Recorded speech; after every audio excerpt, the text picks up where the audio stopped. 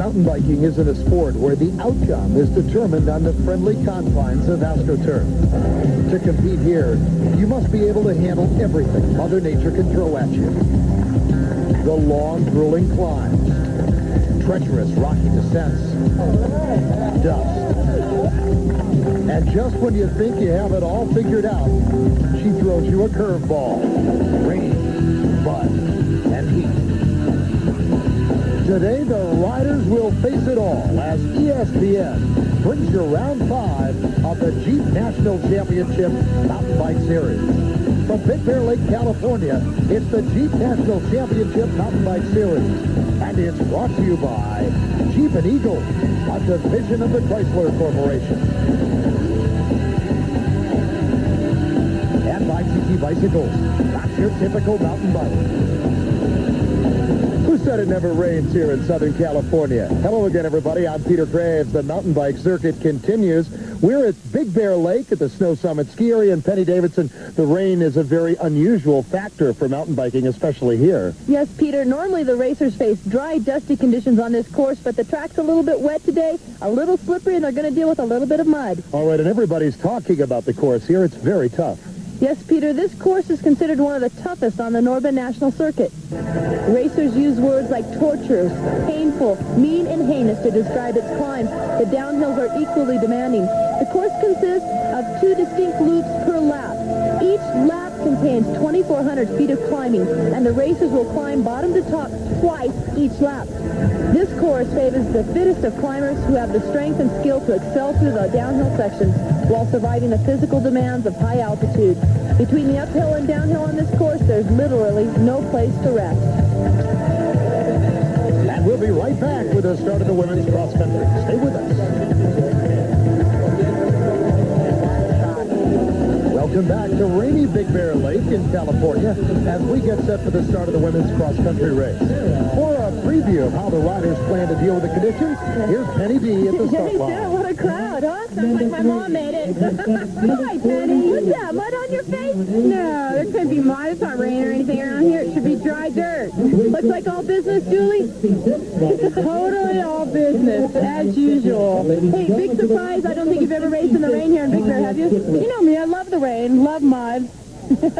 Another sarcastic racer on the front line. Word of the day. Word of the day. Arduous. Because, well, actually, I don't really know. I've never ridden in the rain in Big Bear. Start loop, the first lap looks pretty hard as the westward. The westward climb, normally climb first. Right. Very disappointing. I wish we just done the same course as last year. So even though Allison isn't here, it sounds like a really hard start just because of the terrain. I mean, can you imagine going up that hill right off the gun? It's actually kind of nice to start out on such a steep climb so you can warm up right away. I think you're being a little sarcastic. Yeah. Well, as you can tell, all the riders are looking forward to the start. All right, we're underway here, and they're off. It's going to be a mad sprint through the mud as they head into the first climb you've heard about.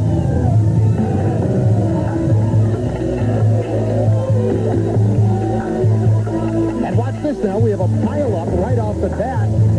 It appears that everybody is okay, but one rider here can't seem to get going. Who is that, Penny? Julia Fulwire, one of our Neo pros, that's getting caught in that crash. Her bike is jammed.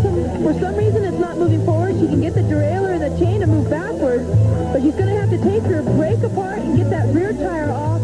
This is an incredibly unfortunate start for one of the best new pros on the circuit. A bad start is really costly here at Big Bear. As you can see, the riders already beginning to spread out on this very tough first climb. And halfway up the climb, it's Julie Furtado leading the way. She's followed by Tammy Jacques Raywall and Susan DiMattei.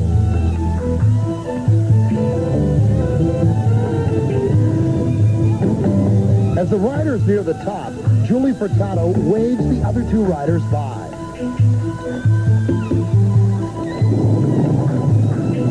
Now they go into the descent. It's Tammy Jacques Raywall in front, Susan DiMattei in second, and Julie Furtado in third. These first 3 riders pulling away from the rest of the pack.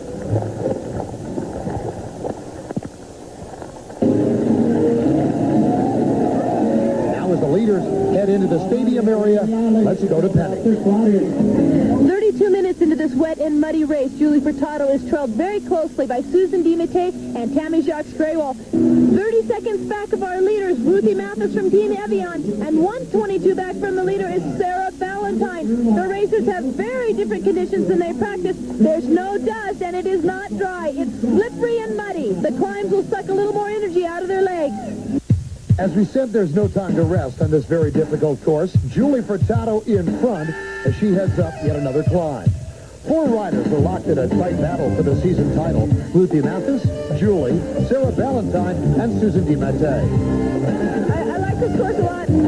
I do think that next week's race is a little bit more important, but that doesn't mean that I think anybody on the line will give it any less. I think everybody still wants to win and wants the NORBA point.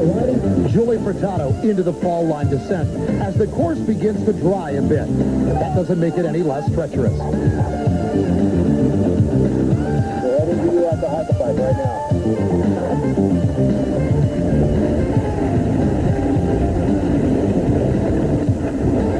Quite a bit of descending has occurred before the racers hit this log chute descent on Pat's Loop. Julie Furtado is the 1992 world champion. I'd expect to see her to have dropped Susan DiMattei just a little bit, but it looks like Susan is just about only 15 seconds or so back. She's done very well to stay this close to Julie Furtado on this long descent.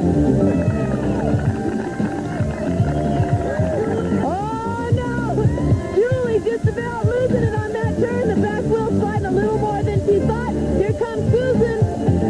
A little more focused. Susan's having to give it more of her attention. This is not a natural skill for her. Julie feels very comfortable on this type of terrain. Back into the stadium area and more mud. Julie looks back and Susan DiMattei is still right with her and focusing on the climb just ahead.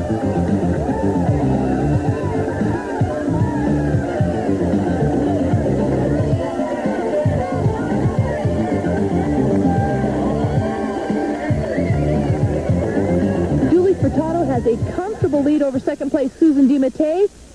Looks to be about 9 to 10 seconds.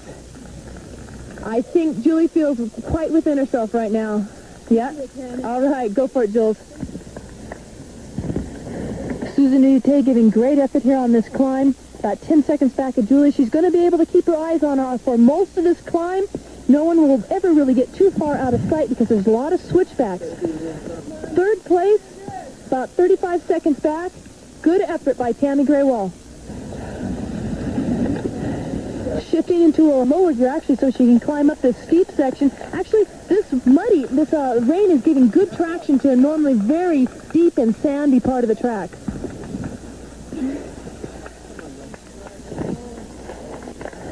Ruthie in her lowest gear, turning over those pedals, keeping the traction going so she can make it all the way up here. This is one of the most difficult parts of this climb. Some of it's a little bit muddy and slippery, and the other parts you get pretty good traction. Julie Furtado blasts by, heading now for the final descent. And she disappears from view. Second place, Susan DiMattei comes into view. The finish line is not far away, and Penny is waiting.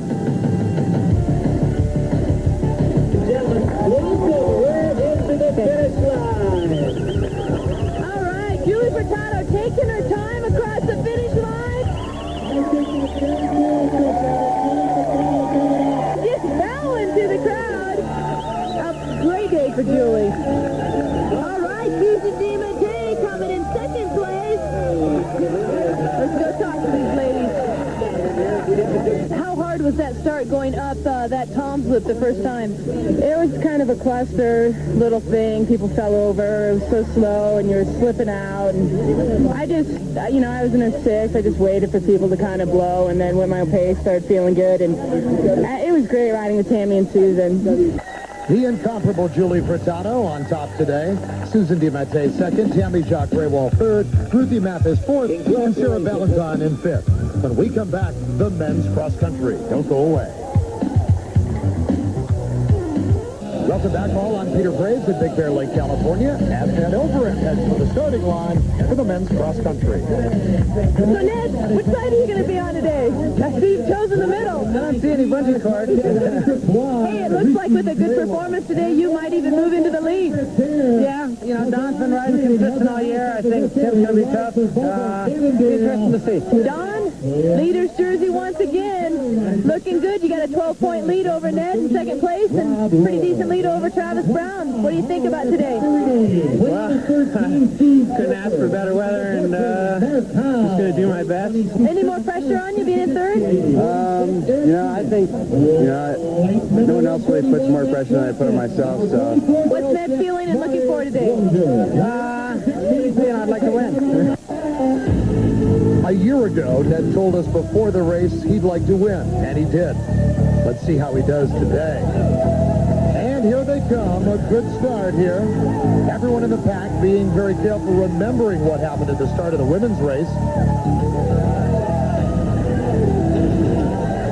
But they appear to all make it through and begin to wind their way up the first long climb.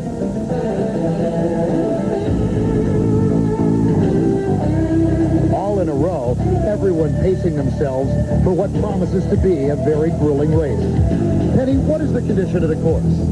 Completely different conditions this afternoon, different from the women's race. Now the rain has stopped. It's cool, and the track is in perfect condition. It's just a little bit tacky. It won't be too muddy for these racers. And Tinker Juarez, the defending Jeep National Champion, in the lead as the riders complete the starter loop.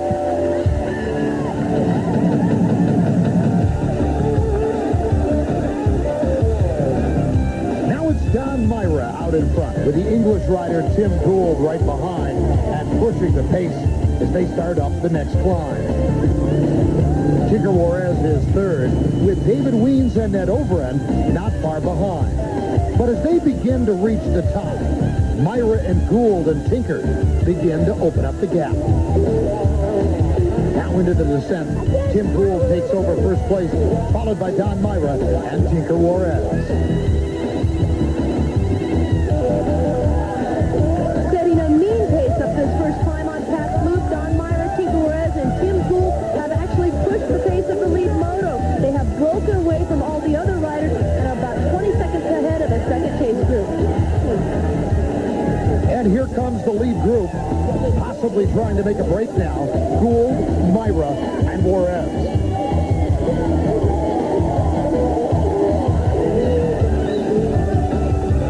And now watch this. Is the chase group. David Weens having his best race of the season. He's followed right behind by Ned Overend. Early on in this race, three riders are going to probably try to stick together. They're at the beginning of a very long climb. Tinker Juarez is an incredible climber. Also, Tim Gould. Don Myra, known more for his cyclocross abilities, is having a great season in the cross country. Okay, they're going to get ready, get in the gears they need for this very steep climb. It's early in this race. I don't think anyone's going to try to break away. Dave Weens and Ned Overend are within view. They're going to try to catch this lead group. They don't want to settle for fourth and fifth. It's too early in the race for that. They're going to want to bridge up and join that lead group of three. But at the top of the climb, it's one rider all by himself, the local favorite, David Tinker Juarez. He picked up nearly 30 seconds on that one climb alone. This is very uncharacteristic, and I'm quite surprised. Tinker Juarez is usually a very conservative racer. He stays, then stops right behind the leader, and then he decides when he's going to make his move. He's deciding early on in this race to get out ahead. He must be feeling very good. Second place rider Don Myra heading toward the top of the climb.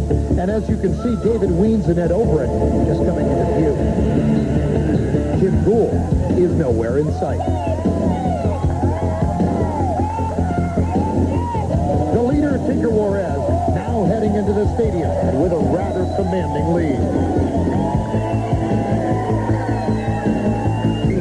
Don Myra in second place is not even going to see Tinker Juarez. He's at least a minute ahead. That's going to work very much in Tinker's favor.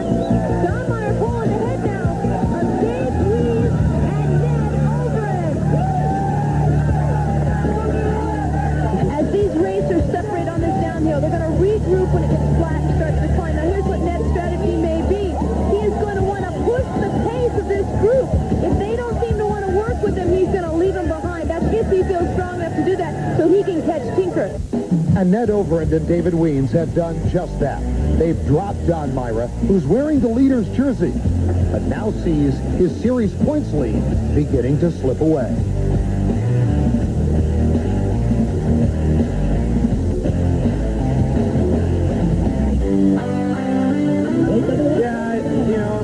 Next week's really more important, so I may let it go if I have to, but we'll just see. David Weems and Ned Overend hooked up as they head down the rocky descent. But they have a lot of ground to make up if they want to catch Tinker Juarez. Now, with a 2-minute and 15-second lead.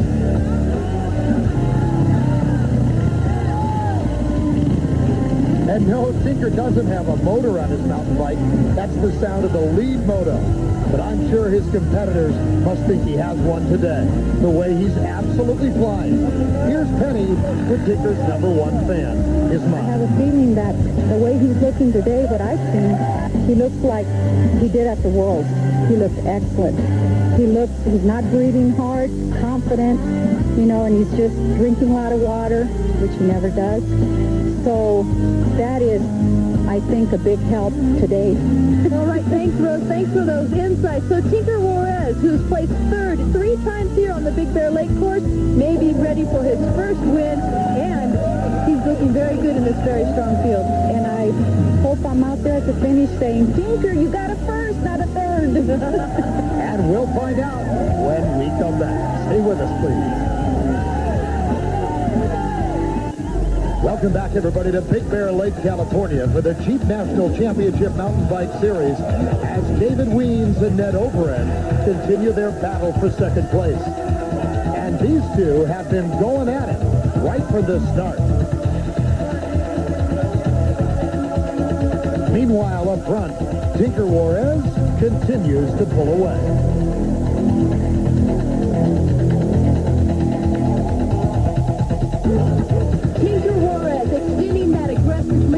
Started on the second time up this hill.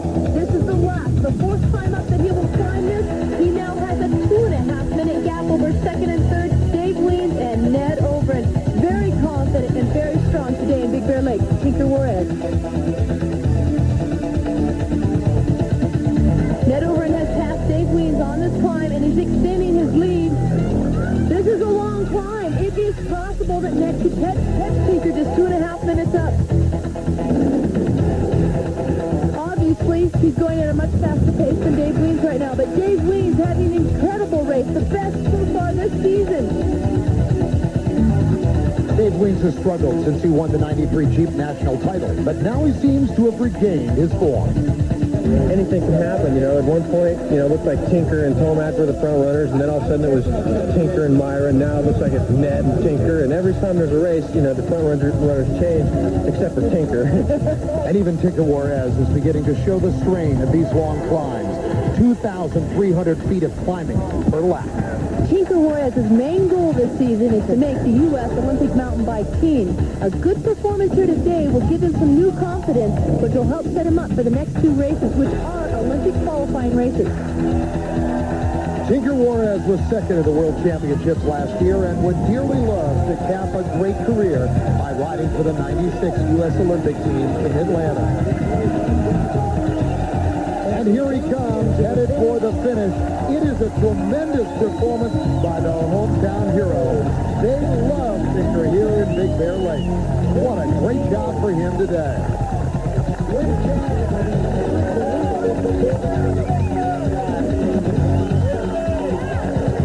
And coming in second place, Durango, Colorado's Ned Overend, the crowd favorite everywhere he rides.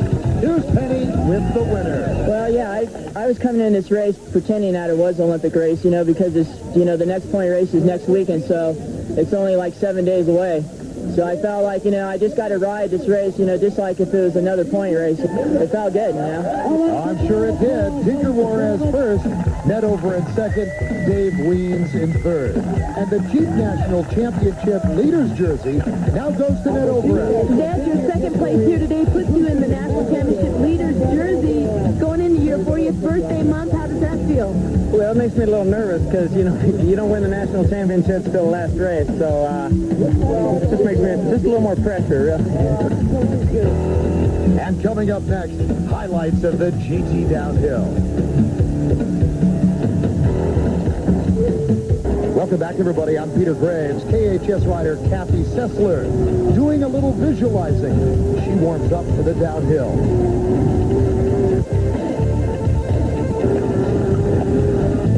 5:09 puts me in about 15th place. Yeah, and I did it all right. You know, you got to do it all right in your head, or you never do it right on the track.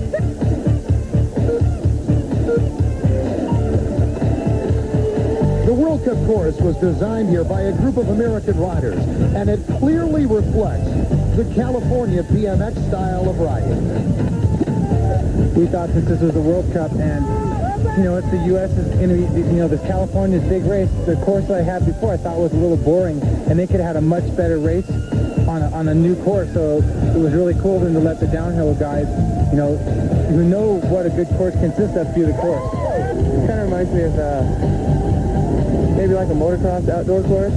You know, a lot of turns, a lot of ruts, wide open, just let it all hang out in that course. I like technical courses and training tracks in the wood, and 6 years of BMX course, and I feel me so bad into training runs, and It's fun for training, not for racing. Some of the turns, I don't know if they can get much more blown out. They're so soft to go into them. So you got to be careful how fast you go into them and how much pressure you put into the turns. All right, taking first place in the women's competition was the Schwinn rider from Durango, Colorado, Elke Broussard. She had a great run.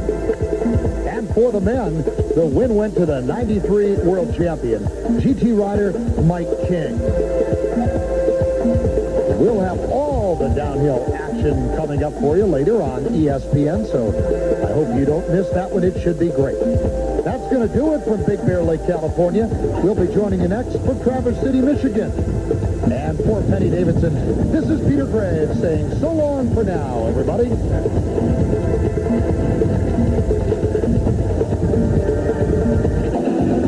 The Jeep National Championship Mountain Bike Series has been brought to you by GT Bicycles, not your typical mountain bike. And by Jeep and Eagle, a division of the Chrysler Corporation.